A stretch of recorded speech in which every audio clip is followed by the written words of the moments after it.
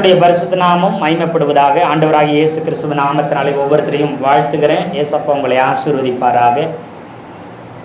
போன வாரத்திலையும் கூட யூதாவின் ராஜாதிபத்தியத்தை குறித்து நாம் என்ன செய்தோம்? யூதாவின் செங்கோல், யூதாவின் ஆளுகையை குறித்து பார்த்தோம். அதனுடைய தொடர்ச்சியாக இந்த வாரத்திலையும் நாம் என்ன செய்ய போகிறோம்? ஒரு சில காரியங்களை கற்றுக்கொள்ளும்படிக்கு ஏசப்பா நமக்கு உதவி செய்வாராக. அல்லேலூயா. அதற்கு அடிப்படை வசனமாக 1 நாளாகமும் 5வது அதிகாரம் 2வது வசனத்தை ஒருவர் வாசிக்கலாம்.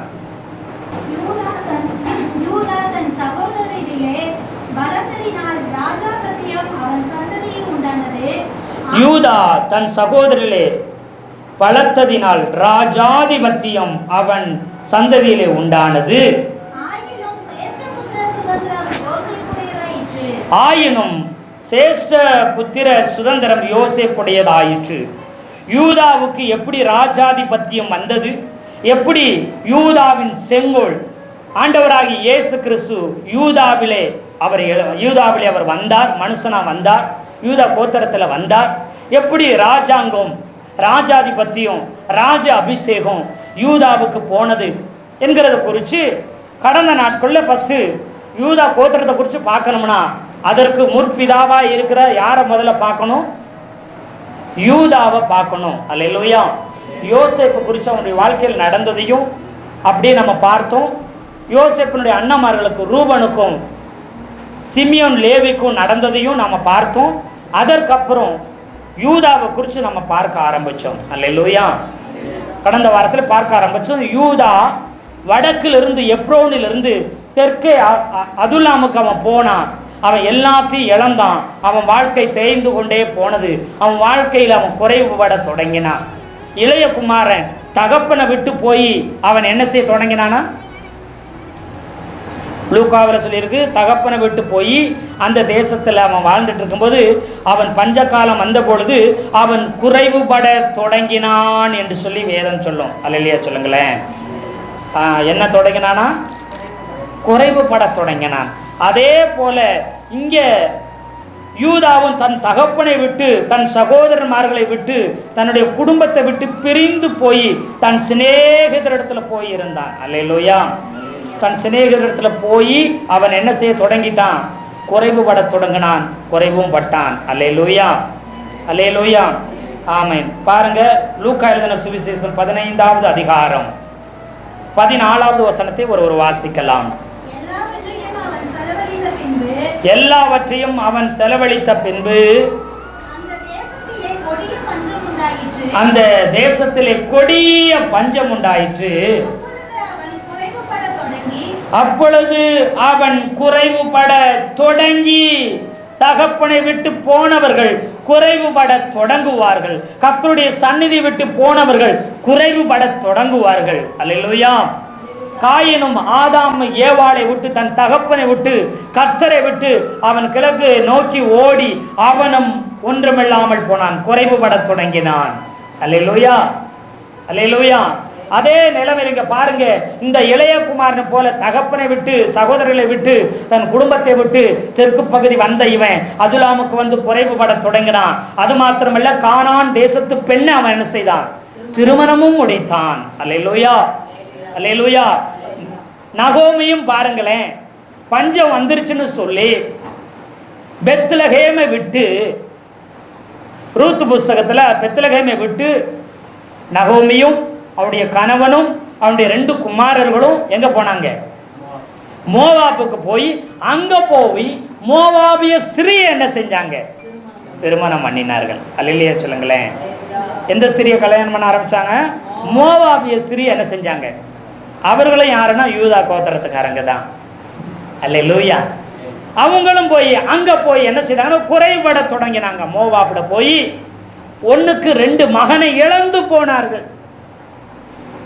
அதே போல இந்த யூதாவும் என்ன செய்யறான்? கானானிய ஸ்திரியை திருமணம் முடிக்கிறான், புறஜாதியை கல்யாணம் பண்ணி அவன் குறைவுபடுகிறான், அவன் கஷ்டப்படுகிறான், அவனுடைய எல்லா அதிகார மேன்மை ஆசீர்வாதத்தை எல்லாம் இழந்து போக தொடங்கினான். அது மாத்திரமல்ல, இவனும் 2 மகன்களை இழந்து போனான். 2 மகன்கள் செத்து போனார்கள். கர்த்தர் அடித்து போட்டார். அல்லேலூயா, அல்லேலூயா, ஆமென். பாருங்க, அங்க கர்த்தர் அடித்து போட்ட உடனே பாருங்க, அங்க மூத்த மகனுக்கு ஒரு திருமணம் முடித்து வைத்திருக்கிறான். ஆதியாகமம் 38வது அதிகாரம் 6வது வசனத்தை வாசிக்கும்படி அன்போடு கேட்கிறேன். யூதா தன் மூத்த மகனாகிய ஏர் என்பவனுக்கு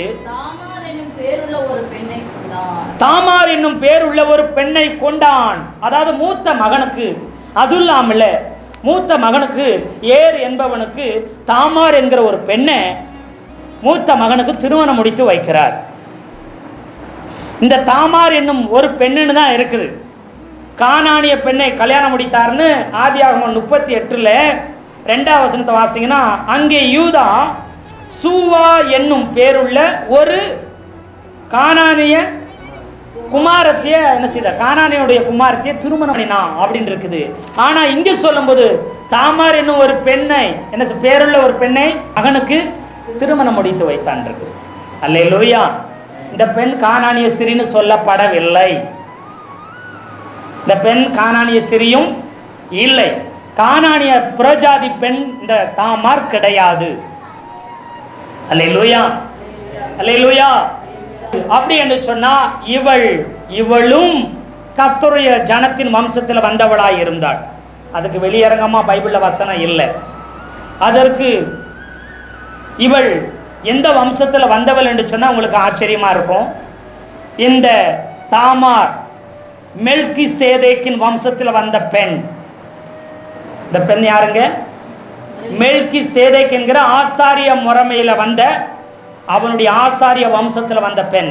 எப்படி மோசேக்கு மீதியான் தேசத்தில் உள்ள ஒரு ஆசாரியனுடைய பெண்ணை அங்க மனம் முடித்தானோ, அதே போல யூதாவின் மகன் மூத்தவனுக்கு தாமார் என்ன பெண்ணு.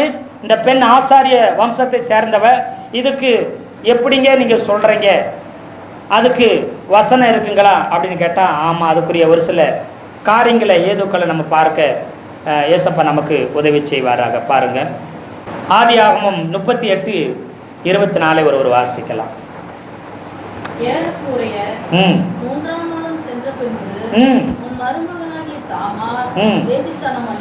வேசித்தனம் பண்ணினாள்.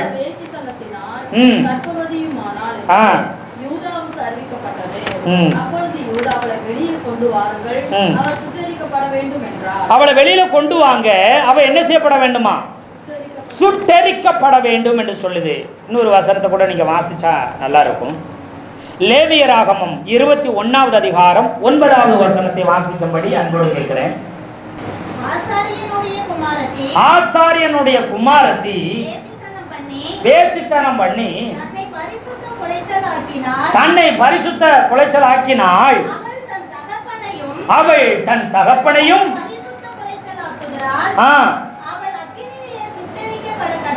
அவள் அக்கினியிலே சுட்டெரிக்கப்பட வேண்டும். அப்போ ஒரு ஆசாரியனுடைய ஒரு மகள் விபச்சாரமும் வேசித்தனமும் பண்ணிவிட்டால் அவள் என்ன செய்யணுமா?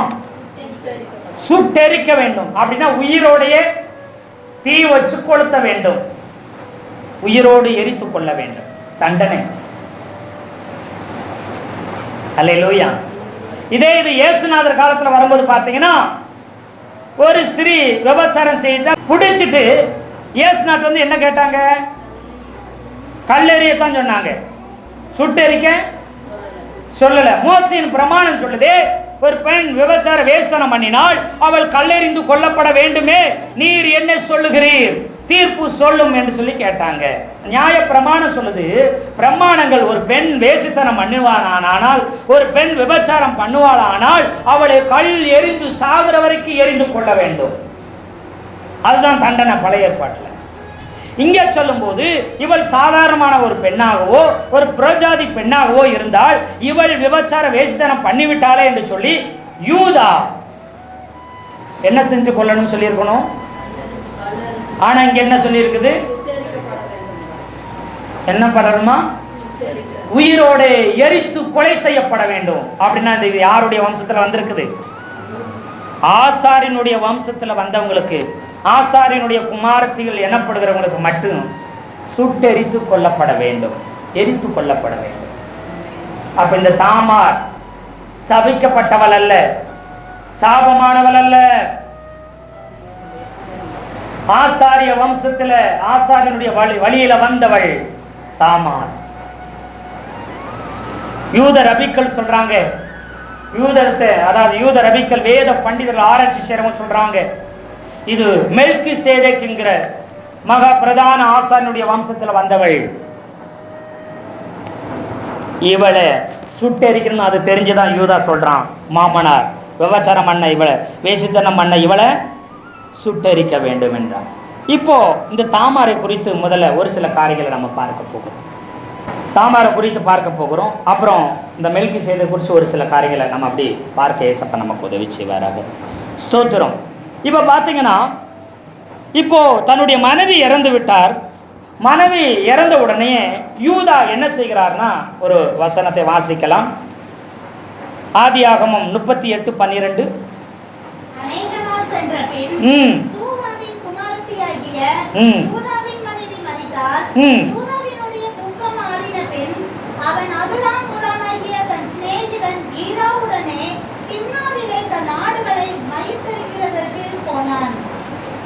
இப்போ ஈரா கூட அதுலாம் ஊரானாகிய தன் சிநேகிதனாகிய ஈராவுடனே திம்னாவிலே தன் ஆடுகளை மயிர் கத்தரிக்கவர்களிடத்திற்கு என்ன செய்தான்? அல்லேலூயா சொல்லுங்களேன். தன் ஆடுகளை கொண்டுகிட்டு இப்ப எங்க கொண்டு போறான்? திம்னாவுக்கு கொண்டு போறான். திம்னா எங்க வந்திருக்குது? நியாயாதிபதிகளில சிம்சோனுடைய நீங்க வரலாறு அவன் வாழ்க்கையை பார்க்கும்படி இந்த திம்னா வரும். அல்லேலூயா சொல்லுங்களேன். அல்லேலூயா. இப்போ எப்ரோன் வடக்க இருந்து தெற்க எங்க போய் இருக்கிறான்? யூதா அதுல்லாம்ல இருக்கிறான். இந்த அதுல்லாம்ல இருந்து கிட்டத்தட்ட 3-4 கிலோமீட்டர், 6 கிலோமீட்டர் தாண்டினாலே காத் வந்துடும். காத்னா என்னது? காத்தூரானாகிய கோலியாத், பெலிசிய தேசத்தினுடைய தலைநகரம் காத் பட்டணம். அதுல்லாம்ல இருந்து ஒரு 6-7 கிலோமீட்டருக்குள்ள தான் இருக்குது, ரொம்ப பக்கத்தில் இருக்குது. இப்போ வடக்கு பகுதியில் இருந்த இந்த யூதா அப்பாவை விட்டுட்டு குடும்பத்தை விட்டுட்டு நேரா பெலிசிய தேசத்தின் எல்லை பக்கம் போய் எங்க என்ன செய்யறான்? அங்க குடியிருக்கிறான். அது இல்லாமல் அதிகமான குகைகள் உண்டு. ஒரு குகையில ஏறக்குறைய ஒரு பெரிய குகையில கிட்டத்தட்ட 400 பேருக்கு மேல அங்க ஒரே நேரத்தில் அங்க இருக்க முடியும். 400 பேருக்கு மேல அங்க இருக்க முடியும். அவ்வளவு பெரிய குகை இருக்கு பூமிக்கு அடியில. அல்லேலூயா சொல்லுங்களேன். அல்லேலூயா சொல்லுங்களேன். அந்த அதுலாம் குகை இருக்குது. ஒரு சிலர் சொல்றாங்க, சரித்திர ஆசிரியர்கள் சொல்லும் பொழுது, இந்த யூதா வீடு கட்டியோ கூடாரம் போட்டே இல்லை, இந்த குகைகளிலெல்லாம் போய் குடியிருந்தானா, அதுலாம் கெபிகளில் அவன் குடியிருந்ததா சொல்லுது. இப்போ மயிர் கத்தரிக்கிறதுக்காக ஆடுகளுக்கு இவன் என்ன செய்யறானா, கூப்பிட்டுட்டு போறான். எங்க? பக்கத்தில் உள்ள பெலிசிய நாட்டில் திம்னாத்தில் என்ன செய்யறான், அது மயிர் கத்தரிக்கிறதுக்கு ஆள் இருக்கிறாங்க, அங்க ஆடுகள் எல்லாம் கொண்டு போகிறான். அதை கத்தரித்து அந்த மயிரை எடுத்து அந்த முடி, ஆடுகளுடைய முடி நல்ல நீள நீளமா வளர்ந்து கிடக்கும். இஸ்ரேல் நாட்டினுடைய ஆடுகளுடைய முடி நல்ல நீள நீளமா இருக்கும். அதை கத்தரிப்பாங்க. கண்ணு மட்டும், வாய் மட்டும், மூக்கு மட்டும் தெரியும், மற்றதெல்லாம் மொசு மொசுன்னு என்ன செஞ்சிடும். அது நொடாக்குன்னு சொல்லி ஏதோ ஒரு பேர் சொல்லுவாங்க, அந்த ஆட்டு பேர். பார்த்தீங்கன்னா அது முடி ஃபுல்லாக இருந்து முகம் மட்டும்தான் எத்திரி கொண்டு தெரியும், கண்ணு மூக்கு வாய் மட்டும் தெரியும், ஃபுல்லாக முடியாக இருக்கும். அல்லேலூயா. அந்த முடியோட பாரத்தை அந்த ஆடையை கூட சுமத்துக்க முடியாத அளவுக்கு அந்த அளவு முடி வளர்ந்துருக்கும். அதை கத்தரிக்கிறது கொண்டு போய் அந்த முடியெல்லாம் கத்தரித்து அதை மொத்த ரேட்டுக்கு விற்பாங்க. விற்று அதில் ஒரு பெரிய வருமானம் வரும். அல்லேலூயா. இது எங்கே இருக்குன்னா, இது மாதிரி சம்பவம் அப்சலோம் என்ன செய்வான், மயிர் கத்தரிச்சு என்ன செய்யுங்க, ஆட்டுடைய முடியை கத்தரிச்சு அதில் ஒரு அந்த அந்த அந்த முடியெல்லாம் விற்று ஒரு பெரிய வருமானம் வர்றதுனால அதை பண்டிகையாக கொண்டாடுறதுக்கு எங்கள் சகோதரையும் அனுப்பி விடுங்க, ராஜா நீங்களும் என்ன செய்யுங்க வாங்கன்னு கூப்பிடுவான். இல்லைப்பா நான் வந்தால் ரொம்ப செலவு என்ன செஞ்சிடும், அமைச்சர்கள் அதிகாரிகள் எல்லாரும் வந்துட்டா உனக்கு செலவு அதிகமாக நான் ஏன் வைக்கணும், இல்லைப்பா ஏன்னா உங்கள் சகோதரில் வேணா என்ன செஞ்சுக்கோ. அது ஒரு பண்டிகையாக கொண்டாடுவாங்க. எப்படி தைப்பொங்கலை பண்டிகையாக கொண்டாடுறாங்க தெரியுமா? அன்னைக்கு நெல்லை விதைச்சு எல்லாரும் அறுவடை செய்கிற நாள், அறுவடை பண்ணி நல்ல ஒரு வருமானம் அவங்களுக்கு வந்திருக்கனால அதை மகிழ்ச்சியினால அறுவடையின் பண்டிகையாக கொண்டாடுறாங்க. அல்லேலூயா சொல்லுங்களேன். அல்லேலூயா. பெந்தேகோஸ்தே நாளுங்கிறது அறுவடையின் பண்டிகை. அல்லேலூயா. அப்ப அது போல இதை என்ன செய்யறான், நண்பரோடு போய் அங்க போய் மயிர் கத்தரிக்க திம்னாத்துக்கு போயிருக்கிறான். இந்த செய்தி யாருக்கு சொல்லப்பட்டுச்சான்? 13வது வசனம். அப்பொழுது உன் மாமனார் தம்முடைய ஆடுகளை மயிர் கத்தரிக்க திம்னாவுக்கு போகிறார் என்று தாமாருக்கு தாமாருக்கு என்ன செஞ்சிருச்சு? அறிவிக்கப்பட்டுருச்சு. உங்க மாமனார் திம்னாத்துக்கு போறாரு, ஆடுகளை கூப்பிட்டுட்டு போறாரு, ஆட்டு மந்தையை கொண்டு போய் அங்க மயிர் கத்திரிக்கிறதுக்காக போறாரு. அப்படி சொன்னது கேள்விப்படுது. சேலா என்பவன், அதாவது கொழுந்தனாரு, தாமாருடைய கணவன் பேர் ஏர். அதுக்கு அடுத்து கொழுந்த, சின்ன பெரிய கொழுந்தனுடைய பேரு யாருங்க? ஓனான். அதுக்கப்புறம் சேலா. மொத்தம் 3 பேர். மூத்தவனை ஏற இவருக்கு கல்யாணம் பண்ணி வைக்கிறாங்க தாமாருக்கு. அவன் பாவம் செய்கிறான், கர்த்தர் கோபத்தில் அவன் அடிச்சிடாரு, அவன் செத்து போயிடறான். செத்து போன உடனே அடுத்த சகோதரனுக்கு என்ன செய்றாங்க? தாமார் என்ன செய்றாங்க? திருமணம் முடிச்சு வைக்கிறாங்க ஓனானுக்கு. அவனு என்ன செய்யறான்? பாவம் பண்றான், தப்பு பண்றான், கர்த்தருக்கு பிடிக்காததை அவனையும் அடிச்சு போட்டாரு, செத்து போயிடறான். இந்த பெண்ணுக்கு கட்டி வைக்கிற எல்லாரும் என்ன செய்ய? செத்து போயிடறாங்க. இவ ஒரு சாபம் பிடிச்சவ, இவளை கட்டி வச்சா அவ்வளவுதான், இருக்கிற எல்லாரும் செத்து போயிடுவாங்க, இவரை கல்யாணம் பண்றவங்க எல்லாரும் செத்துருவாங்க. நான் முடிவு பண்ணிட்டான் யூதான். பட்டணத்தில் உள்ளவங்க ஜனங்கள் எல்லாம் முடிவு பண்ணிட்டாங்க. அதனால இவனுக்கு இளைய மகன் என்ன செய்யக்கூடாது. இவன் ஒருத்தன் தான் வாரிசு இருக்கான், சேலா. அவன் சின்ன பையனா இருக்கிறான். பெரியவன் ஆனதுக்கு அப்புறம் உனக்கு என்ன செஞ்சிடான்? மனம் முடிச்சு வைக்கிறேன்னு சொல்லிட்டு பெரியவன் ஆகியும் இவர் என்ன செய்யல? இவங்க அப்பா வீட்டுக்கு போ, திரும்ப என்ன செய்யாத, நான் கூப்பிடும்போது மட்டுமா அங்கேயே இருந்து கொண்டான். நீங்க புதிய ஏற்பாட்டில் வந்தா ஒரு சதுசேன் கேள்வி வைப்பான். ஒருத்தருக்கு 7 குமாரர் இருந்தாங்க. மூத்தவனுக்கு ஒருத்தி கல்யாணம் பண்ணி வச்சாங்க ஒரு பெண்ணை.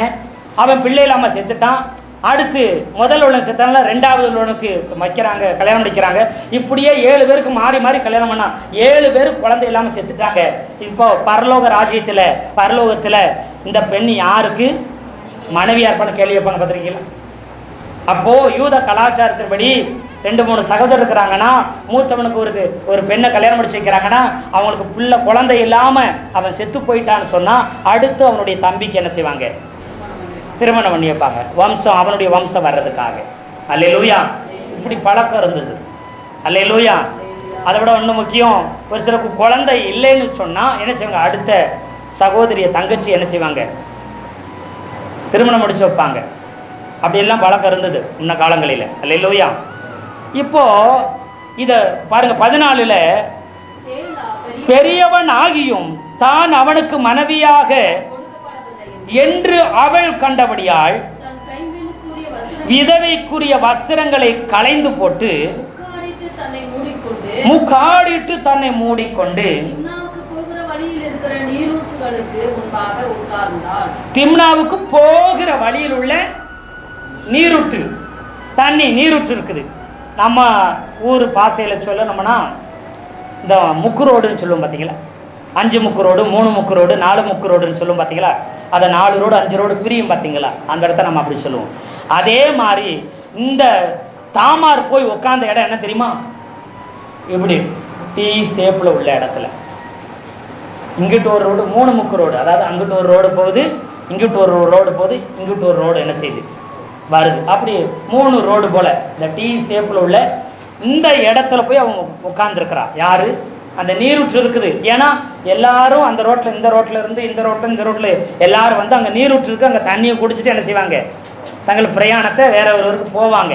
இப்போ இந்த இடத்துல வந்து திம்னாத்துக்கு போகிற வழியில் மாமனார் இங்கே தான் வர்றாருன்னு தெரிஞ்சு அந்த அம்மாவை என்ன செஞ்சிச்சு? கரெக்டாக உட்காந்துருச்சு. இப்போது உங்களுக்கு ஒரு சந்தேகம் வரும்.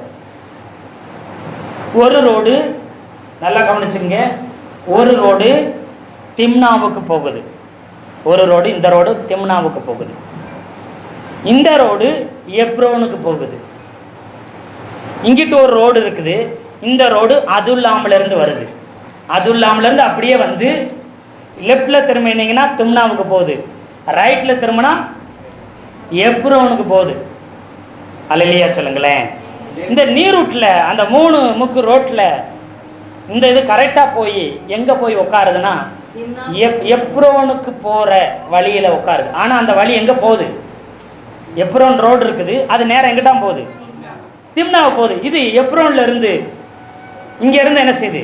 எருசலேம் எப்ரோன் இந்த சைடில் இருந்து இது வந்து உட்காந்துருக்குது. ஆனால் எந்த ரூட்டுக்கு போகிற மாதிரி இருக்குது?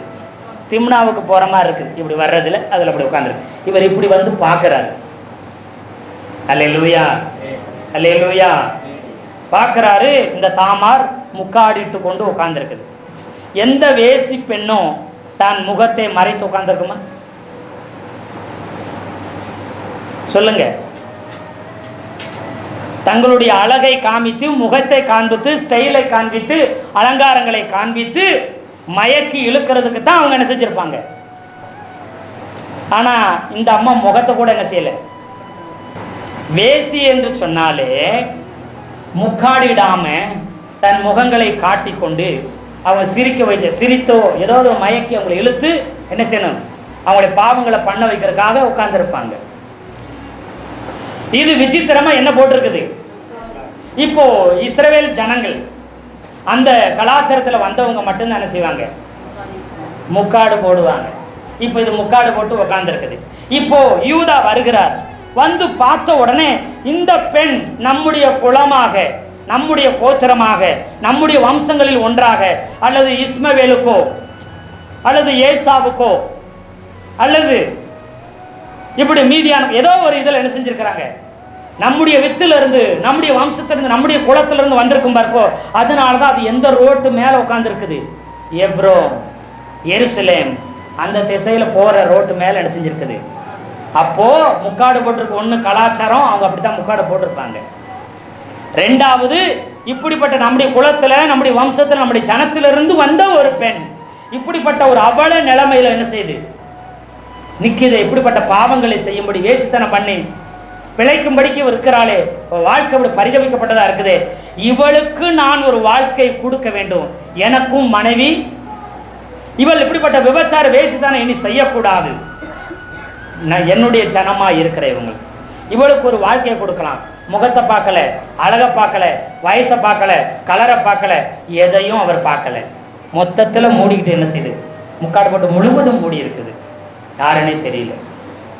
எதையும் அறியாமல் இவள் என்னுடைய ஜனமா இருக்கிறபடினால, நீ யாரா இருந்தாலும் சரி, இவர் விபச்சாரம் பண்றது வேஸ்தனம் பண்றதுக்காக போல, உனக்கு வாழ்வு கொடுக்கணும்னு சொல்லி தான் அங்க போறார்.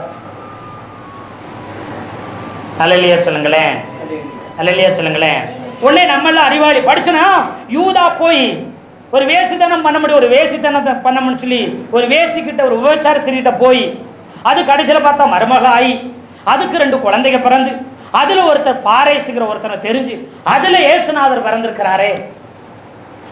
ரொம்ப வெக்கமா இருக்குன்னு நாம நினைச்சுக்கிட்டு இருக்கிறோம்.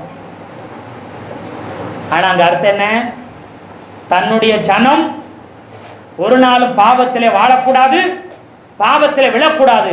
நீ எப்பேற்பட்ட வேசியா இருந்தால், விபச்சாரியா இருந்தால் எனக்கு கவலை இல்லை. நான் உனக்கு என்ன தருகிறேன், வாழ்வு தருகிறேன். ஏனென்றால் எனக்கும் மனைவி இல்லை, அதனால தைரியமா உனக்கு ஒரு வாழ்வு தருகிறேன் என்று சொல்லி அவன் போய் கேட்கிறாங்க. அல்லேலூயா, அல்லேலூயா.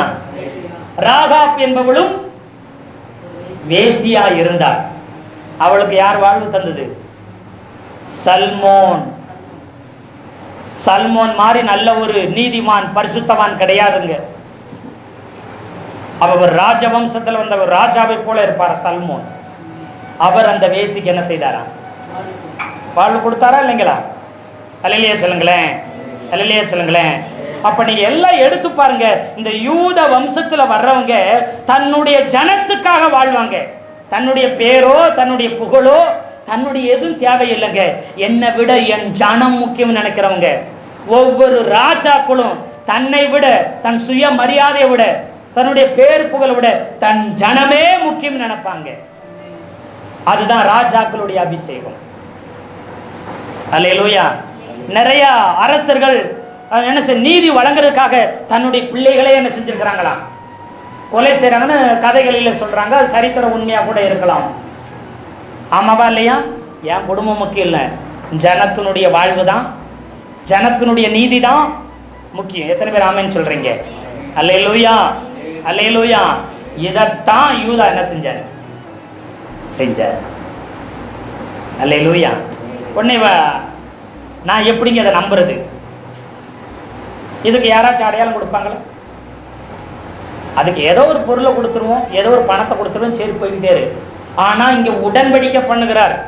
ஒரு ஆடை கொடுத்தாலோ, ஒரு சால்வையை போட்டாலோ, தன்னுடைய வஸ்திரத்தை கொடுத்தாலோ, தன்னுடைய கச்சையை கொடுத்தாலோ, தன்னுடைய கைகோளை கொடுத்தாலோ, தன்னுடைய ஆரத்தை, தன்னுடைய மோதிரத்தை, தன்னுடைய முத்திரையை கொடுத்தாலோ, அது என்னத்துக்கு அடையாளம்? யூதர்களுக்கு உடன்படிக்கை பண்ணுகிறதுக்கு அடையாளம். அல்லேலூயா சொல்லுங்களேன். இங்க அவர் என்ன பண்ணிக்கிட்டு இருக்கிறாரு? ஆமா பாருங்க, இங்க பாருங்க. ஆமா. மந்தையிலிருந்து ஒரு வெள்ளாட்டுக்குட்டி அனுப்புகிறேன்.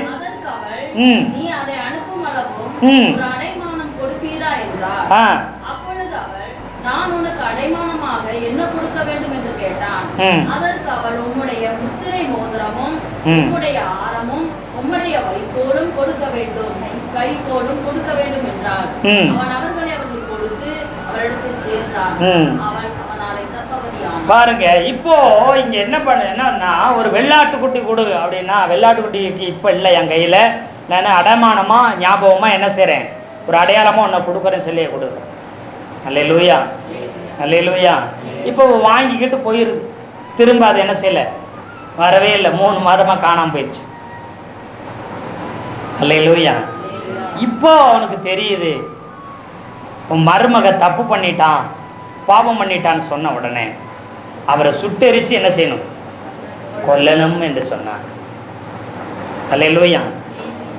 இப்போ மெல்கிசேதேக்குக்கு வாங்க. இந்த தாமார் சாதாரணமானவள் கிடையாது. மத்தேயு எழுதின சுவிசேஷம் 1வது அதிகாரத்தை வாசி பாருங்களேன். நான் வாசிங்க. 1ல் தாமாரை குறித்து சொல்லுங்க. இயேசுவின் வம்ச வரலாறிலே தாமார் வந்திருப்பாங்க. 1:3.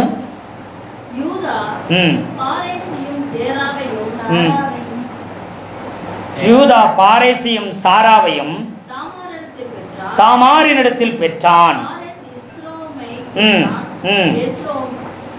ஆராமை பெற்றான். இங்க பாருங்க, இப்போ இந்த யூதா தாமார் இடத்துல பாரேசையும் சாராவையும் பெற்றான்.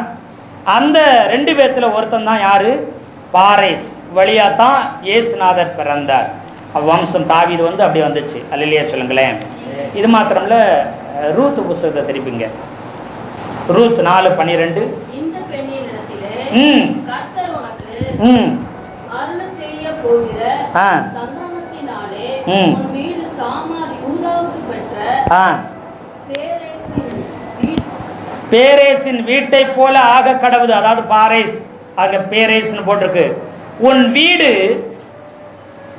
தாமார் யூதாவுக்கு பெற்ற பேரேசின் வீட்டை போல ஆக கடவுதுன்னு போவாசையும் ரூத்தையும் என்ன செய்றாங்க, வாழ்த்தினார்கள். அல்லேலூயா சொல்லுங்களேன், அல்லேலூயா சொல்லுங்களேன், அல்லேலூயா. ஆமா, இங்க ஆரோன் பார்த்தீங்கன்னா யூத வம்சத்தில் உள்ள ஒரு பெண்ணை திருமணம் ஆகிறதுக்கு முன்னாடியே, ஆசாரி வம்சத்தில் உள்ள ஒரு பெண்ணை விவாகம் பண்றார். அதை யூத வம்சத்தில் ஒரு பெண்ணை ஆரோன் லேவி கோத்திரத்துல இருந்து என்ன செய்றாரு, திருமணம் பண்ணுகிறார். அல்லேலூயா. அதுக்கு ஒரு சம்பந்தம் வருகிறதுக்கு முன்பதாகவே இங்க யூதா என்ன செஞ்சிருக்கிறா, அப்படி ஒரு ஆசாரி வம்சத்தில் என்ன செஞ்சிருக்கிறாரு, பொண்ணை எடுத்திருக்கிறாரு. எப்பயும் பார்த்தீங்கன்னா யூதாவுக்கும் லேவி கோத்திரத்துக்கு ரொம்ப ஐக்கியம் இருக்கும். யோவான் ஸ்நானகன் எந்த கோத்திரம் தெரியுமா? லேவி கோத்திரம், ஆசாரிய வம்சத்தில் வந்தவன். யார் அவங்க அப்பா? யாரு? சகரியா ஆசாரியன். ஆனா பாருங்க, எலிசபெத்துக்கும் உறவு முறையாகிய மரியாள், 2 பேருக்கும் உறவு இருக்கும். யூதா கோத்திரத்துக்கும் லேவி கோத்திரத்துக்கும் என்ன இருக்குது, உறவு முறை இருக்கும். அல்லேலூயா சொல்லுங்களேன், அல்லேலூயா சொல்லுங்களேன். இந்த மரியாள் யூதா கோத்திரம், எலிசபெத் சகரியா லேவி கோத்திரம், ஆசாரியத்துவ கோத்திரத்துல இருந்து வந்தவங்க. அல்லேலூயா. இப்போ இங்க நீங்க நல்லா கவனிச்சு பாருங்க, உன் வீடு தாமாரின் வீட்டை போல என்ன செய்யப்படும், ஆசீர்வதிக்கப்படுவதாக என்று சொல்லி யூத கோத்திரங்கள் அவர்களை வாழ்த்துகிறார்கள். அல்லேலூயா, அல்லேலூயா. ஆமென், சோத்திரம். இந்த மெல்கிசேதேக்கு என்கிற வம்சத்துல, அந்த ஆசாரிய மரபப்படி வந்த அந்த வம்சத்துல இந்த தாமார் என்பவள் வந்திருக்கிறார். அந்த மெல்கிசேதேக்கு குறித்து பேசணும்னா ரொம்ப பெரிய போதனை. அல்லேலூயா. மெல்கிசேதேக்கு குறித்து நிறைய பேருக்கு நிறைய குழப்பங்கள் உண்டு. அவர் வம்ச வரலாறு இல்லாதவரும், அவருக்கு துவக்கமும் முடிவும் இல்லை என்றும் அவரை குறித்து சொல்லியிருக்குது. அல்லேலூயா, அல்லேலூயா. கர்த்தருடைய பரிசுத்த நாமம் மகிமைப்படுவதாக. அந்த வம்சத்தில் தாமார் என்பவள் வந்தார். இந்த மெல்கிசேதேக்கு என்பவர் ஆபிரகாமை அவர் என்ன செய்தார், லோத்தை மீட்டு கொண்டு வந்த பொழுது அவர் என்ன செய்தார், ஆசீர்வாதம் பண்ணினார். அல்லேலூயா. இந்த மெல்கிசேதேக்குங்கிறத அவர் ஆவியானவராக இருக்கலாம் அல்லது அவர் இயேசுநாதராக இருக்கலாம். அப்படி சங்கீதங்களிலும் எபிரேய புஸ்தகத்திலையும் அவரை பற்றி சொல்லியிருக்கிறத வச்சு நிறைய பேர் அவர் ஆவியானவர், அவருக்கு பிறப்பும் கிடையாது, அவருக்கு சாபம் கிடையாது, துவக்கம் கிடையாது, முடிவு கிடையாதுன்னு குழம்பிட்டு இருக்கிறாங்க. அல்லேலூயா. ஆனால் அந்த மெல்கிசேதேக்கு யார் என்று சொன்னா அவர் வேறு யாரும் கிடையாது, சேம், நோவாவுடைய பையன் சேம். நிறைய பேருக்கு தெரியாது.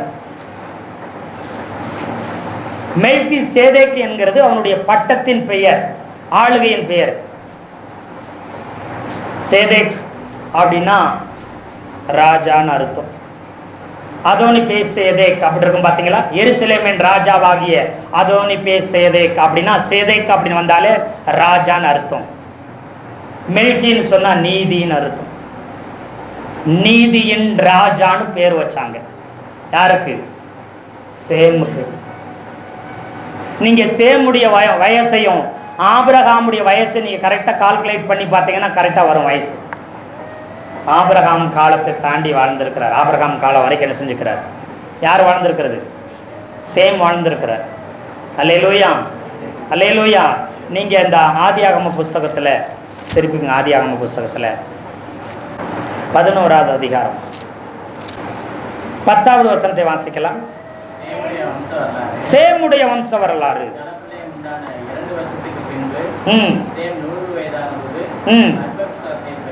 அர்பக்சாத்தை பெற்றான்.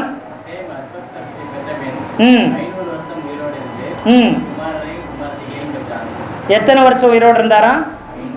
அவருடைய மொத்த ஆயுசு எவ்வளவுங்க? 600 வயசு. ஏன்னா ஆதியாகமம் 5வது அதிகாரத்தில் வாசிங்கன்னா மொத்த வயசு போட்டிருக்கும். இங்கே அப்படி கொடுக்காது. பிள்ளைங்க பிறக்கிற வரைக்கும் வயசையும் அப்புறம் அதுக்கப்புறம் வாழ்ந்த வயசும் போட்டிருக்கும். டோட்டல் போட்டிருக்காது. கூட்டி கூட்டி தான் எழுதணும். 600 வயசு. சேம் கிட்டத்தட்ட 600 வயசு வரைக்கும் வாழ்ந்தார். இதை நீங்கள் அப்படியே கழிச்சுட்டு வந்தால் ஆபிரகாம் காலத்துக்கு அவர் வயசு கரெக்டாக வரும். நான் டோட்டல் போட்டு கணக்கு போட்டு வச்சுருந்தேன். அல்லேலூயா. அப்போ இந்த சேம் தான் அவர் ஒரு ராஜ வம்சத்தில் வராதவராக இருந்தாலும் சாலேம் என்கிற நகரத்தை, பட்டணத்தை அவர் ஆட்சி செஞ்சார். சாலேம் சமாதானம். சாலேமின் ராஜா. சாலேமுக்கு பின் நாட்கள் என்ன பேர் வந்துச்சு? எருசலேம்னு பேர் வந்துச்சு. எருசலேமை ஆட்சி செஞ்சது யாருங்க? சேம் என்பவர். மெல்கிசேதேக் நீதியின் ராஜாவை, நீதியாய் அவர் ஆட்சி செஞ்சதுனால அவருக்கு நீதியின் ராஜான்னு பேர் வச்சாங்க. அவர் சாலேமை ஆட்சி செஞ்சதுனா சாலேமின் ராஜான்னு பேர் வந்துச்சு. எருசலேமின் ராஜான்னு இருக்குது, சாலேமின் ராஜா. பின்னாட்கள் ஆபிரகாம் காலத்துக்கு அப்புறம் தான் கர்த்தர் பார்க்கிறார். யார் பேர் வச்சது? யெகோவா ஈரே. அதுக்கு ஒரிஜினல் எபிரேயத்துல இரா. யெகோவா இரா. இரானா பார்க்கிறான்னு அர்த்தம். அதுதான் பின்னாட்கள் மறைவு பார்க்கிறார். அல்லேலூயா. கர்த்தர் பார்க்கிறார், அதான் பார்ப்பார்னு சொல்றத பின்னாட்கள் பார்த்து கொள்வார்னு ஈரேன்னு மாறிடுச்சு, மறைவிருச்சு. அப்போ சாலேம்ல ஈரா, இரா சாலேம், இரா சாலேம், எரா சாலேம் என்ன என்னதான் மாறிடுச்சு? அல்லேலூயா சொல்லுங்களேன். முன்னாடி அதன் பேரு சாலேம், பின்னாடி அதன் பேரு எருசலேமா மாறிட்டு. இந்த சாலேமுடைய ராஜாவாக சேம் இருந்தார். எத்தனை பேர் ஆமென் சொல்றீங்க? அல்லேலூயா, அல்லேலூயா. அந்த வம்சத்துல வந்தவங்க தான் இந்த தாமார் என்பவள். தாமார் என்று சொன்னால் அவள் பேருடைய அர்த்தம் பேரிச்ச மரம்னு அர்த்தம். தாமார்னு சொன்னா என்ன அர்த்தங்க? பேரிச்ச மரம். நாம 2 நாளைக்கு முன்னாடி ஜெபத்துக்கு போகும்போது கூட பேரிச்ச மரத்தை பக்கத்தில் நின்று பார்த்துட்டு வந்தோம். அல்லேலூயா சொல்லுங்களேன். பேரிச்ச மரம். அம்மா சொன்னாங்க அதனுடைய அந்த அந்த இது இருக்குது பார்த்தீங்களா, அதெல்லாம் நீங்கள் பிச்சு உடலைன்னா அதை பிக்க முடியாது, ரொம்ப ஸ்ட்ராங்காக இருக்கும். ஆமாவா இல்லையா? ஒவ்வொரு தென்னை மரம் மாதிரி, அது பனைமரம் மாதிரி தென்னை மரம் மாதிரி என்ன செய்யும், ஒவ்வொரு ஓலையாக விட்டுட்டு வரும். மேலே வர வர அந்த ஓலையை என்ன செய்யும், வெட்டி விட்டுருவாங்க. அந்த அடிப்பக்கம் அப்படியே மரத்தோடு ஒட்டிகிட்டு இருக்கும். அதை இழுத்த சீக்கிரம் என்ன செய்யாது, வராது. அவ்வளோ கடினமாக இருக்கும். இந்த அம்மாவுடைய பேர் தாமார்னு என்ன அர்த்தம்? பேரிச்ச மரம். இது பேரிச்ச மரம் பலன் தரணும்னா இதுக்காகவே ஆண்டவர் பேரிச்ச மரத்தை பார்த்து வர வச்சாரு என்னன்னு தெரியல. அல்லேலூயா சொல்லுங்களேன், அல்லேலூயா சொல்லுங்களேன். சீக்கிரமா அதனுடைய என்ன செய்யாது, அடிப்பாகம் உள்ளது. அதாவது இந்த கிளையுடைய அந்த ஓலையினுடைய அடிப்பாகத்துக்குள்ள அந்த மரத்தில் ஒட்டி இருக்கும். தென்னை மரத்தை போலவோ பனை மரத்துக்குள்ளதை போல அந்த ஓலை அடிப்பகுதியை பிச்சா கையோட வர்ற மாதிரி இது என்ன செய்யாது, ஈஸியில் வராது, ரொம்ப உறுதியாக இருக்கும். பேரிச்ச மரம் எப்பயும் கடினம் உள்ளது. அது எதையும் எதிர்பார்க்காது, யாரையும் எதிர்பார்த்து நிற்க முடியாது. இங்க கணவனை எதிர்பார்த்து தாமாரால வாழ முடிஞ்சா? மாமனாரை எதிர்பார்த்து, மாமியாரை எதிர்பார்த்து, தன்னுடைய குடும்பத்தை எதிர்பார்த்து, தகப்பன்மார்களை எதிர்பார்த்து யார் இதுக்கு உதவி செய்தது போல மனை மரத்தை போல பேரிச்ச மரம் வானம் பார்த்த பூமியில் அதிகமாக வளரும். அதுக்கு தண்ணி பெசலாக பாய்ச்சுவாங்களா தெரியல. ஆனால் எப்பயுமே அது எதை பார்த்து தான் இருக்குது, எதிர்பார்த்து இருக்குது, வானம் பார்த்த பூமி, வானத்தை பார்த்து மழையை பொழிஞ்சு அதை பெற்றுக்கிறோம். பனைமரத்துக்கு யாராச்சும் நம்மளை தனியாக பெசலாக வாய்க்கா கட்டி தனி வச்சுருக்கிறாங்களா? மழை பெஞ்சா மட்டும்தான் உண்டு. அந்த மரம் மழையை மட்டும்தான் நம்பி இருக்கும். மனுஷங்களை நம்பி அல்லேலூயா சொல்லுங்களேன். காட்டில் இருக்கிற பனைமரத்தை எல்லாம் சுத்தம் பண்ணிக்கிட்டா இருக்கிறாங்க? கிடையாது. முழுக்க முழுக்க யாரை சார்ந்து இருக்குது? வானத்தை பார்த்து மழையை பார்த்தே இருக்குது. அதே போல இயற்கையை நம்பி இருக்கிற போல இந்த தாமாருடைய வாழ்க்கை முழுக்க முழுக்க கர்த்தரவே சார்ந்திருந்தாள். வேற யாரையும் சார்ந்திருக்க முடியல. அவங்களால அவ வாழ்க்கையில் இருக்க அந்த சின்ன சின்ன கிளைகளை போல ஒட்டி கொண்டிருக்கிற ஓலையின் அடி கிளைகளை போல என்ன செய்யல, எளிதில் வர முடியும். அவ வாழ்க்கை ரொம்ப கஷ்டமா இருந்துச்சு. அவளை யாரும் சுத்தம் பண்ண முடியல. அவளுடைய செதில்கள் பிரிக்கப்படவில்லை. அவள் சுத்தம் பண்ணப்பட முடியல. யாரும் உதவி செய்ய முடியல. கொடூரமான கணவனா இருக்கிறான். நல்ல மனுஷன் கிடையாது. மாமனாட்ட போய் சொல்ல முடியுமா? குடும்பத்திலையும் சொல்ல முடியல. இந்த வேதனை, இந்த செதில், இந்த கொடுமையான செதில் எப்ப நீங்கும் நினைச்சிருக்கான் தெரியல. கர்த்தரே அந்த செதிலை நீக்கி விட்டு அவனை அடித்து கொன்றார். அவ்வளவு பயங்கரமானவனா இருக்கிறது. அல்லேலூயா, அல்லேலூயா. அடுத்து ஒருத்தவன் தான் ஓனான். அவன் பார்த்தீங்கன்னா அதை விட மோசக்காரன், சுயநலவாதியாய் இருந்தான். வம்சம் தலைக்க விடாதபடி செய்தவனாய் இருந்தான். பொல்லாதவனாய் அவன் இருந்தான், சுயநலக்காரன். இதை அவள் அறிந்திருந்தும் யார்கிட்டையும் சொல்லல. யாரை நோக்கி பார்க்கிறார்? கர்த்தரையே நோக்கி நம்பியிருந்த என் வம்சம் விருத்தி அடையாமல் போய்விடுமோ, எனக்கு வம்சம் இல்லாமல் போய்விடுமோ, என்னை சாபமானவராய் பார்ப்பாங்களோ. கர்த்தரை நோக்கி பார்த்தால் கர்த்தர் அவனையும், யாருதான் அவளுக்கு அடைக்கலமா இருந்தாங்க? கர்த்தர் தான். அந்த செதிலை நீக்கி போட்டார். செதிலை நீக்கும் பொழுது பயங்கரமா வலி இருந்திருக்கும் அந்த மரத்துக்கு. எத்தனை வேதனை! ஒரு கணவனை இழந்தார், இரண்டாவது கணவனை இழக்கிறார். அவள் சாபமானவளால், அவள் சபிக்கப்பட்டவள். அவளை பார்த்தா ஒரு மரணத்தை கொண்டு வருவதை போல எல்லாரும் பார்த்தாங்க. அல்லேலூயா சொல்லுங்களேன். எப்படி பார்த்தாங்க? அவளை மரணத்தை கொண்டு வருகிறவளாய் அவளை பார்த்தாங்க. சாபம் உள்ளவளாய் பார்த்தாங்க. சபிக்கப்பட்டவளா சொன்னாங்க. இவளுக்கு பிள்ளையும் பிறக்க மாட்டுக்கு, கட்டுற கனவுங்களும் என்ன செஞ்சுறாங்க, உயிரோடுக்க எல்லாம் செத்து போயிடுறாங்க, பயப்படுறாங்க. இவளுக்கு ஒரு வாழ்க்கை இல்லை, என் வாழ்க்கை முடிந்ததுன்னு நினைத்து கொண்டிருந்தான். ஆனா கர்த்தரை நம்பி இருந்தான். நான் ஒரு ஆசாரிய வம்சத்துல வந்தவன், நான் நல்ல ஒரு பரம்பரையில வந்தவன், என் வாழ்க்கை இப்படி ஆகிவிட்டது நினைச்சான். கர்த்தர் அவளுக்கு உதவி செய்தார். கர்த்தர் அவள் பட்டு போன வாழ்க்கையை, இழந்து போன வாழ்க்கையை கர்த்தர் துளிர்க்க செய்தார். அல்லேலூயா, அல்லேலூயா.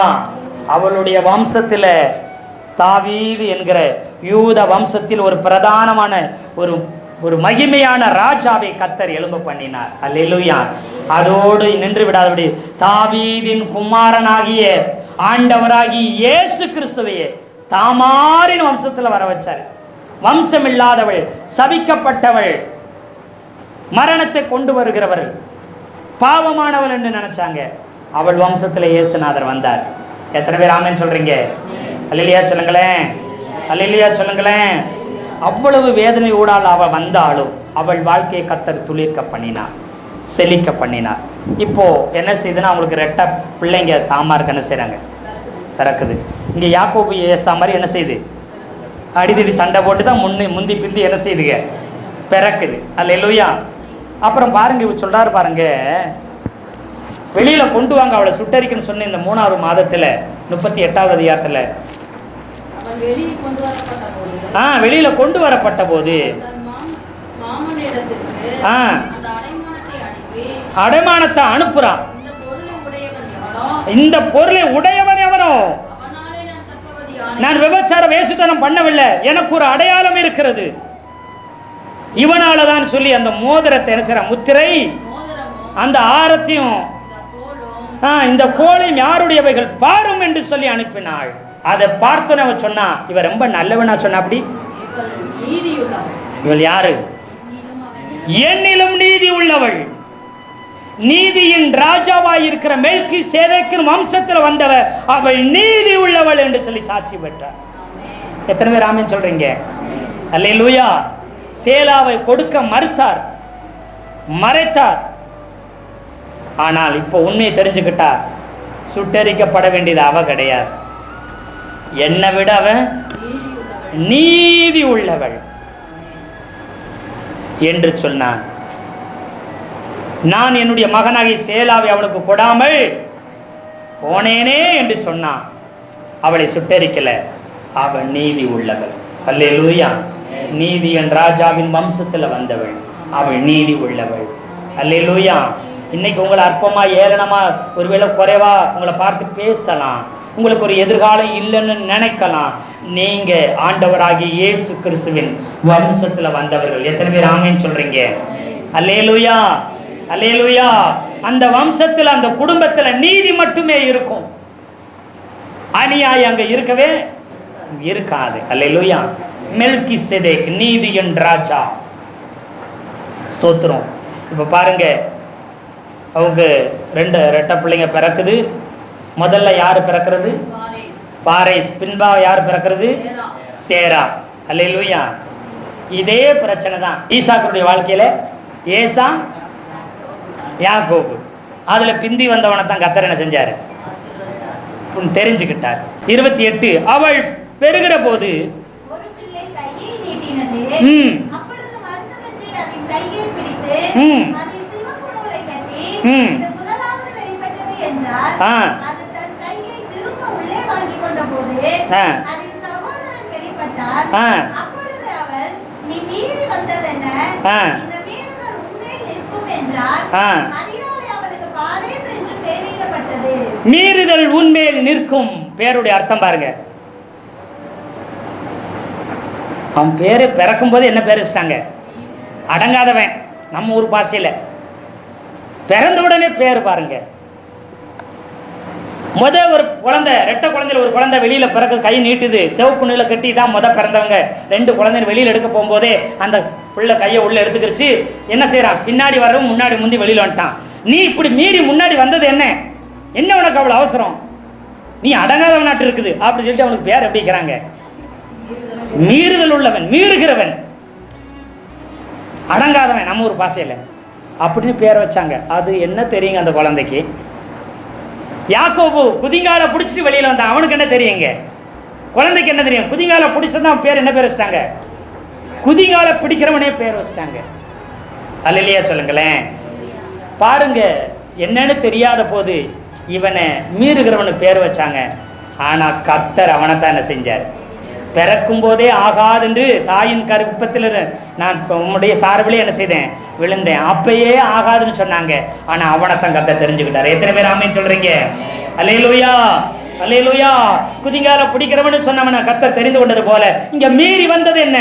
உன் மீறுதல் உண்மையில வரும், மீறுதலுக்கான தண்டனை வரும்னு சொல்லி பிறந்த குழந்தைக்கு என்ன செய்தாங்க? பேர் வைத்தார்கள். ஆனா அப்படிப்பட்டவனை கர்த்தர் தெரிந்து கொண்டார். எத்தனை பேர் ஆமென் சொல்றீங்க? அல்லேலூயா சொல்லுங்களேன். அற்பமா, ஏளனமா, சபிக்கப்பட்டவர்களா, குறைவுள்ளவர்களா, அவன் பரிகசிக்கப்பட்டவங்க, ஆகாதுன்னு சொல்லப்பட்ட பெற்றவங்க கூட அற்பமா நினைக்கப்பட்ட உங்களை கர்த்தர் உங்களை அற்புதமாய் மாற்றுவார். அவர் உங்களை தெரிந்தெடுத்திருக்கிறார். அல்லேலூயா, அல்லேலூயா, அல்லேலூயா. இந்த பாரேசின் வம்சத்துல தான் ஆண்டவர் இயேசு கிறிஸ்து வந்தார். அல்லேலூயா. ஏன் அவர் யூத கோத்திரத்துல வந்தார்? இயேசுநாதர் ஏன் லேவி கோத்திரத்துல தானே வந்திருக்கணும்? அவர் ஆசாரியனா மத்தியஸ்தனா என்ன செஞ்சிருக்கணும்? லேவி கோத்திரத்துல தானே வந்திருக்கணும். அவர் பிரதான ஆசாரியனா வெளிப்பட வேண்டும். ஆனா ஏன் யூத கோத்திரத்துல வந்தார்? எப்படி அந்த ராஜாதிபத்தியம் யூதாவுக்கு போனது காரணம், யூதா வம்சத்தில் உள்ளவங்க தனக்காக அல்ல, தன்னுடைய ஜனங்களுக்காகவே நிற்கிறவங்க, தன்னுடைய வம்சங்களுக்காக, தன்னுடைய ஜனங்களுக்காக. என் ஆடு என்ன செய்தது, நான் தப்பு பண்ணேன், என்னையும் என் வீட்டையும் என் குடும்பத்தையும் சாகட்டும், அழியட்டும், நியாய தீர்ப்பு கொடுங்க. ஆனால் இந்த ஆடுகளை ஒன்றும் அழுகுது யாருங்க? தாவீது. அல்லேலூயா, அல்லேலூயா. இதே இது பின்னாட்களை நீங்கள் வந்து பாருங்க. யூதா பரிந்து பேசுவான், தன்னுடைய சகோதரனுக்காக பரிந்து பேசுகிறான், தன்னுடைய சகோதரனுக்காக தன்னையே என்ன செய்கிறான், கொடுக்கிறான். அல்லேலூயா சொல்லுங்களேன். ஒரு ராஜாவினுடைய குணம், தன்னுடைய ஜனங்களுக்காகவே வாழ்வான், தனக்காக அல்ல. இந்த யூதா தனக்காக அல்ல, தன்னுடைய ஜனத்துக்காக தன்னை தியாகம் பண்ண துணிந்தார் பின் நாட்களில். அல்லேலூயா. நம்ம பாருங்க, அதுல்லாம் கெபிக்குள்ள இந்த யூதா படித்து கொண்டு நான் எப்படி இருந்தேன், இன்னைக்கு இப்படி இருக்கிறேன், அந்த கெபிகளுக்குள்ள கடந்து அழுதுருப்பார், புலம்பி இருப்பார். ஒரு நாள் வந்தது, அதே அதுல்லாம் கெபியில தாவீது வந்து உட்கார்ந்தார். முத தாவீத ராஜாவாக அபிஷேகம் பண்ணின இடம் அதுல்லாம் கெபி தான். அந்த அதுல்லாம் கெபியில தான் 400 பேர் யாரை தேடி வந்தாங்க? முறுமுறுக்கிறவர்கள் எல்லாரும் என்ன செஞ்சாங்க? ஒடுக்கப்பட்டவர்கள் தேடி வந்தாங்க. அல்லேலூயா சொல்லுங்களேன். பல 100 ஆண்டுகளுக்கு அப்புறம் இந்த பரிதபிக்கப்பட்ட, இந்த ஒடுக்கப்பட்ட, எல்லாத்தையும் இழந்து கெபிகளுக்குள்ள கண்ணீரோட வேதனையோட இருந்த அதே யூதாவுக்கு தெரியாது, இதே இடத்துல உன் வம்சத்துல வரப்போற ஒரு பெரிய பிரதான ராஜா இதே இடத்துல அபிஷேகம் பண்ணப்பட போறான்னு தெரியாம போச்சு. அல்லேலூயா சொல்லுங்களேன். எங்க அழுதானோ, எங்க குறைபட்டானோ, எங்க வேதனைப்பட்டானோ அதே இடத்துல ராஜாவாக தாவீது முத அபிஷேகம் பண்ணப்பட்ட அதே கெபியில 400 பேர் மத்தியில. அல்லேலூயா சொல்லுங்களேன், அல்லேலூயா சொல்லுங்களேன். அதை அடுத்த வாரத்தில் நாம் தாமாரை குறித்து இந்த வாரம் பார்த்தோம். அடுத்த வாரத்தில் நாம் என்ன செய்ய போகிறோம்? தாவீதை குறித்து ஒரு சில காரியங்களை பார்க்க போகிறோம். அது மாத்திரமல்ல, இயேசுநாதர் ஏன் யூதா கோத்திரத்தில் அவர் வந்தார், லேவி கோத்திரத்தில் வரல என்பதையும், யூதாவின் ராஜாதிபத்தியத்தையும், யூதாவினுடைய செங்கோலை குறித்தும், கர்த்தர் யூத வம்சத்தை தெரிந்து கொண்டது குறித்தும் தொடர்ந்து பார்க்க கர்த்தர் நமக்கு உதவி செய்வாராக. அல்லேலூயா. இந்த வார்த்தையை கேட்குற உங்களை ஒருவேளை நீங்கள் தள்ளப்பட்டிருக்கலாம், சபிக்கப்பட்டவர்களாய், அற்பமானவர்களாய், ஆகாதவர்களாய், சாபம் பிடித்தவர்களை போல மற்றவர்களுக்கும், குடும்பத்துக்கும், சொந்த பந்தத்துக்கும், உறவுக்கும் நீங்கள் ஒருவேளை காணப்பட்டு கொண்டிருக்கலாம். கர்த்தர் சொல்கிறார், நான் உன்னை தெரிந்து கொண்டேன், நான் உன்னை பேர் சொல்லி அழைத்தேன். இந்த மாத வாக்குத்தத்தம், என் பலவீனத்திலே என் பலம் பூர்ணமாய், என் கிருபை உனக்கு போதும், உன் பலவீனத்தில் என் பலம் பூரணமாய் விளங்கும் என்று சொல்கிறார். உன் பலவீனம், உன் குறைவு, உன் கஷ்டம், உன் வேதனை எல்லாத்துலேயும் நான் பூரணமாய் ஆசீர்வதிக்க போகிறேன், எல்லாம் நிறைவாய் மாற்ற போகிறேன்னு கர்த்தர் சொல்கிறார். எத்தனை பேர் ஆமேன்னு சொல்கிறீங்க? அல்லேலூயா. அதனால கர்த்தருடைய வார்த்தையை கேட்கும்படி கர்த்தருடைய சந்நிதியில் வந்திருக்கிற உங்களை ஒரு நாளும் கர்த்தர் விட்டுற போவதில்லை. தகுதி இல்லாத உங்களை தகுதி உள்ளவர்களாய் மாற்றி கர்த்தர் ராஜாக்களாக, ஆசாரியர்களாக கர்த்தர் உங்களை உயர்த்த போதுமானவராய் இருக்கிறார். அல்லேலூயா. உங்களை, உங்கள் குடும்பத்தை கர்த்தர் தலை நிமிர பண்ண போகிறார். கர்த்தர் உங்களை கனம் பண்ண போகிறார். இழந்து போன எல்லாவற்றையும் கர்த்தர் பல மடங்கு திருப்பி கொடுக்க போகிறார். எத்தனை பேர் ஆமேன் சொல்றீங்க? கர்த்தர் தாமே இந்த வார்த்தையை கொண்டு நாம் ஒவ்வொருத்தரையும் ஆசீர்வதிப்பாராக. ஆமேன், ஆமேன், ஆமேன்.